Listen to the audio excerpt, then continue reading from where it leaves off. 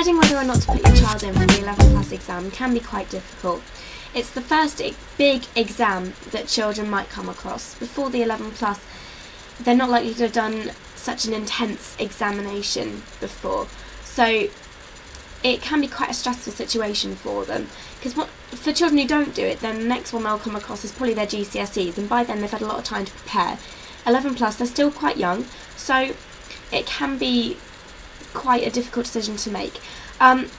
Mainly, it's got to be a decision that you both make, so both parent and child, and you've both got to be completely dedicated and committed to the exam, and see it more as a learning journey. So if your child decides that they do want to do it,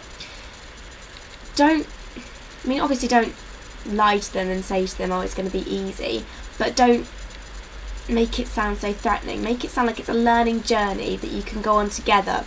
When children are a lot younger, it's a lot easier for parents to influence their learning, so it's a lot easier for a parent to say, oh, why don't I read with you, or why don't I sit in with you while you do your maths. As children get older, they're a lot less inclined to have people with them, so when they're younger it can be something that you're both involved in. If you do decide to enter your child in, be sure to enter in early. There's more information about entering a child into the exam on the School Fort website, www.schoolfort.com, in resources, and then 11 plus. There'll be a document about entering there.